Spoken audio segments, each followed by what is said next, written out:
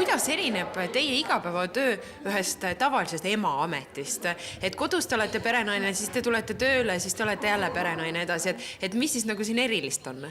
Ega ta võib-olla väga palju ei erinegi, et eks ta üks selline suure pere ema amet on, sest ega ühte ega kahte last siia satub väga harva.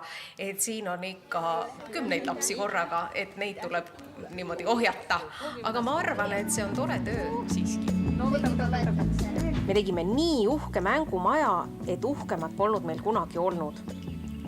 Küsisin ema käest paar pisikest kaltsuvaiba tükki ja ta andis need mulle. Minu arust olete ikka tohutu vastutuse võtnud peale, te lähete koju, te koristate, te pesete nõusid, te teete süüa ja siis, kui te olete hommikul perele toidu valmis teinud ja kõik ära pesnud, siis te tulete jälle seda uuesti tegema, et kas on siis nii? Ma arvan, et päris nii ei ole ja eks ema ülesanne on ju ka lastele tööd õpetada. Ehk siis ma arvan, et lapsed aitavad kõiges, kui neile juhtnöörid kätte anda, kui neid natuke juhendada, et nad abistavad kõiges. Nüüd me oleme sellises ruumis, see on Matt ja see ruum ja siin on kapp ja see, kes on lugenud Vennad Lõvisüdamed, peaks mäletama, et vennad peitsid ennast kapi taha. See ei ole niisama kapp. Ja siin kapp on nagu seina juurest ära nihutatud, kaamera näita sinna taha ka. Seal on siis ruum ja kui muieti mäletas, nad peitsid oma kirjad ka sinna, mida ei tohti nüüd keegi lugeda. Mis kirjades kirjas oli? Matt ei mäleta. Jumala kihvt. Ja siin on selline hästi mõnus lõhk ka. Nagu päris kapi taga kapis oleks. Ja ma mõtlen päris juba tegelikult, kui see kapsi ette lükata ja siin olla. No. Ei olnud Vendade Lõvisüdamete elu lihtne. Väga kihvt. Vaata kui äge, vana.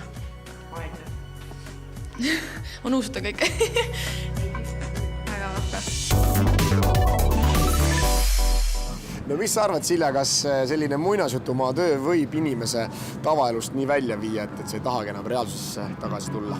Ma arvan küll, et see võib nii olla, et kui sa oled iga päev laste keskel, pidevalt on naer, sa oled nii ilusas kohas, et siis võib päris raske ikka olla tagasi minna reaalsesse ellu. No aga kui sa seda tööd teed, ütleme 20 aastat, siis kas see nagu üle ei viska, et sa näed seda Karlssonit iga päev? Vaat ei oska öelda, tegelikult iga asi võib üle visata, aga kui sa seal keskel võib-olla just tuled, siis hakkad seda hoopis rohkem armastama. Nojah, mine tea. Aga meie liigume siit muinasjutumaalt edasi mopeedide maailma.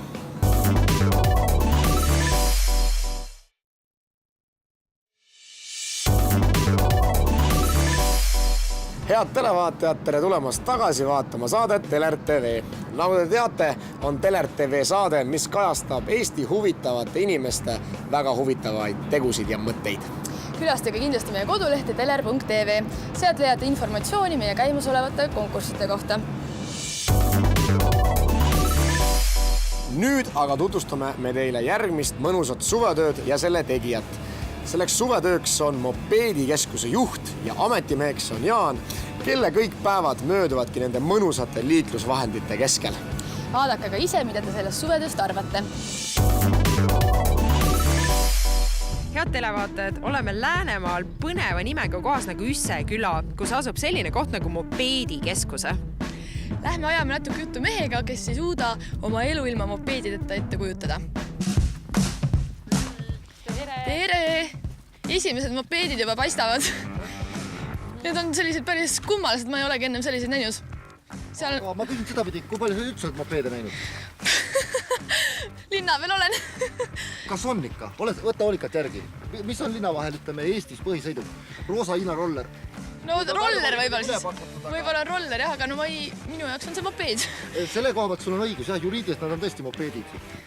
Ja kuigi isegi väga paljud alates politsei kõrgest juhtkonnast enda pressiteadest ja asjades ajavad nagu asju sassi, et nimetavad mille kohast kõiki mopeede rolleriteks just vastupidi.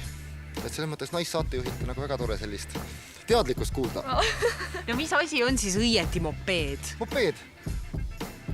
Kui me räägime juriidilises mõistes, siis on alla 50 kuubikulise töömahuga ja alla 45 kilomeetrise tunnikiirusega pisikene mootoriga sõiduk, millel on kuni 3 ratast.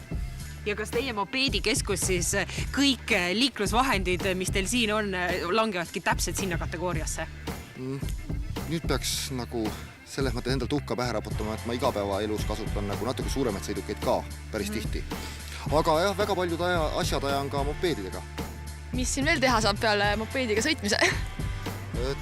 Peaks tulevikus uuesti avatud olema mopeedimuuseum, mis kajastaks nagu enamus mopeede, mida on siin piirkonnas kunagi üldse kasutatud ja olemas olnud.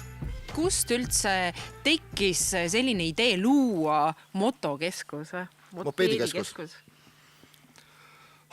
Asi sai alguse sellest, et ma kogusin vanu mopeede. Ja siis keegi ütles, et kuule mees, tee ära, tee siis juba keskus, las kõik saavad osa. Ei olnud asi niimoodi, päret oli asi niimoodi, et neid asju oli liiga palju, nad ei mahtunud enam kuhugi ära. Ja inimene on ju alati edev, neid peaks ju teistele ka näitama, see kollektsioon, mis tekkinud on, ja nii sai idee nagu rohkem muuseumi rajamiseks. Aga kõnnime ringi veidi, jah? Aga kas siis tütarlapsed seda põhieesmärk, miks te tulite nagu mopeedidega sõitma? Me tahame kindlasti proovida. Aga mina ei julge kohe niimoodi peas sügavasse vette hüpata, ma tahaks natuke enne teada, mis see mopeed on ja kuidas see välja näeb.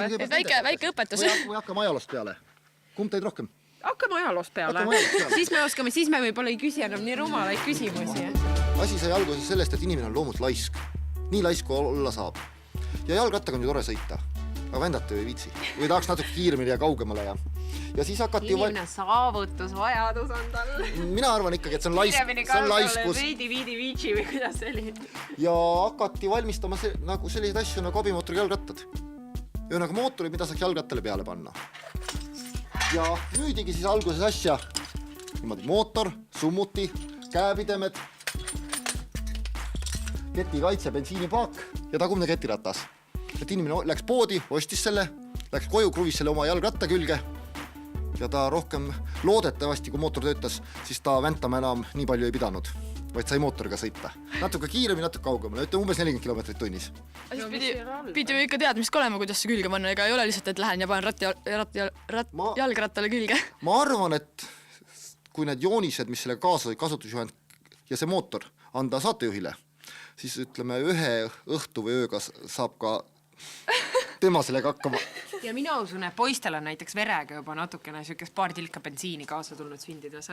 Ja siis läks asi edasi ju niimoodi, et nõudlus asja järgi oli ja ka tehased hakkasid juba valmis abimootori jalgrattaid valmistama, et sa ei pidanud enam ise konstruktorit endale ostma. Järjest lihtsamaks. Ja sellest saigi nimeni, sellest tuligi siis selline nii-öelda rahvasus kutsutud võrr. Nägi välja siis selline. Ja kui me vaatame kujundusdisaini, ta nägi ilus välja. Välimus on ka selline, nagu oleks ta mõeldud naiste rahvale. Absoluutse stiilne, ma just mõtlen toonid ja kõik, kuidas on tehtud, see on väga naiselik tegelikult. Jah, selline ta oli. Ja kuna läks nagu suhteliselt hästi ja nõudlus oli, siis otsustati Riia jalgrattatehas loobus üldse jalgrattast tootmisest 60. aastal ja hakkaski tootma ainult mopeede.